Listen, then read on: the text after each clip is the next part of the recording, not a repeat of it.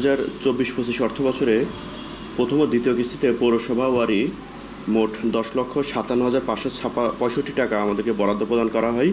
এই টাকার অনুকূলে আমরা 5টা প্রকল্প গ্রহণ করেছি এবং তৃতীয় কিস্তিতে সর্বমোট 5,28,000 টাকা আমাদের বরাদ্দ প্রদান করা হয়। তার বিপরীতে আমরা সর্বমোট 2টি প্রকল্প গ্রহণ করেছি।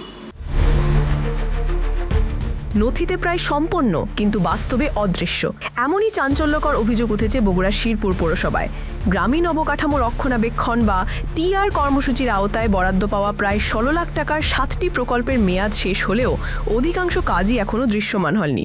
কাগজে কলমে সব প্রকল্প প্রায় সম্পন্ন দেখানো হলেও মাঠের চিত্র বলছে ভিন্ন কথা। 2024-25 অর্থ বছরে শেরপুর পৌরসভার অনুকূলে টিআর কর্মসূচির আওতায় 3টি কিস্তিতে মোট 15,86,329 টাকা 49 পয়সা বরাদ্দ দেওয়া হয়। এই টাকায় পৌর শিশু পার্ক সংস্কার, টেনিস কোর্ট সংলগ্ন ওয়াশরুম নির্মাণ, মডেল মসজিদে চেয়ার ক্রয়, শিল্পকলা একাডেমি সংস্কার, উপজেলা পরিষদের হলরুম সংস্কার, আইপিএস স্থাপন এবং প্লাস্টিক বিন স্থাপন সহ মোট 7টি প্রকল্প নেওয়া হয়। এছাড়াও এডিপির আওতায় শিল্পকলা একাডেমির বাউন্ডারি ওয়াল সংস্কারের জন্য আরও 2 লাখ টাকা বরাদ্দ ছিল। সরেজমিনে গিয়ে দেখা যায় মডেল মসজিদের কাজ এবং শিশু পার্কের আংশিক কাজ ছাড়া টেনিস কোর্ট সহ অন্যান্য প্রকল্পগুলোর কোনো কাজই হয়নি।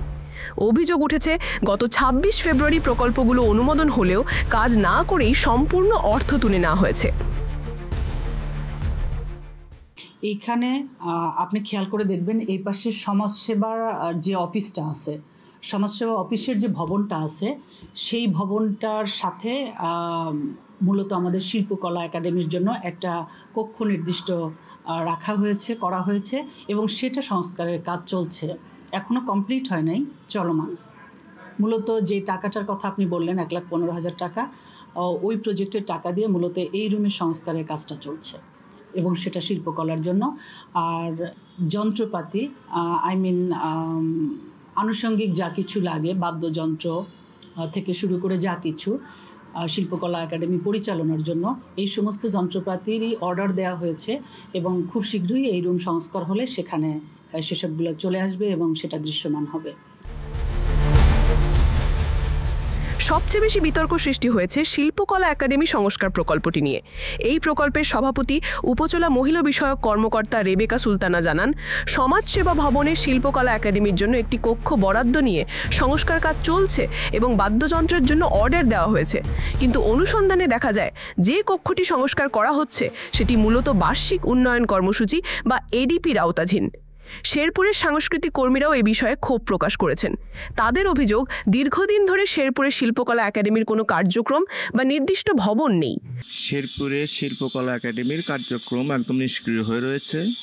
বিগত সরকারের আমলে প্রশাসন এবং দলীয় ব্যক্তিদের সমন্বয়ে একটা কমিটি হয়েছিল বলে আমরা জেনেছিলাম। ভবন বা কার্যালয় না থাকায় দীর্ঘদিন হলো এর কার্যক্রম বন্ধ হয়ে রয়েছে। অতি দ্রুত এর কার্যক্রম চালু করা হোক। অন্যদিকে 4টি প্রকল্পের সভাপতি ও উপজেলা প্রকৌশলী আব্দুল মজিদ জানান, শিশু পার্ক সংস্কারের জন্য কিছু মাটি ফেলা হয়েছে, কিন্তু প্রাকৃতিক দুর্যোগের কারণে কাজ এগোয়নি। বাকি প্রকল্পগুলোর কাজ দ্রুত শুরু ও শেষ করা হবে। 24-25 অর্থ বছরে চরমন্তলা হইতে টিআর বরাদ্দ পাওয়া যায়। গত জুন মাসে শেষের দিকে বরাদ্দ পাওয়া যায়। সময় না থাকার কারণে প্রকল্পগুলি টাকা উত্তোলন করে বিডিআকে রাখা হয়েছে। এখন কাজটি বাস্তবায়নের প্রক্রিয়াধীন রয়েছে। এই অনিয়মের বিষয়ে জানতে চাইলে শেরপুরের ইউএনও এবং পৌর প্রশাসক আশিক খান বলেন, সব প্রকল্পের কাজ প্রায় সম্পন্ন, সামান্য কিছু বাকি রয়েছে যা শীঘ্রই শেষ করা হবে। আমাদের শেরপুর পৌরসভাতে গত 24-25 অর্থ বছরে আমাদের টিআর কাবিকা খাতে 3 কিস্তিতে আমরা বরাদ্দ পাই প্রায় 15 লক্ষ টাকার একটু বেশি, এবং সেটা দিয়ে আমরা প্রায় 7টি প্রকল্প গ্রহণ করি এবং সেই প্রকল্পগুলোর কাজ বর্তমানে অধিকাংশই বাস্তবায়িত হয়েছে।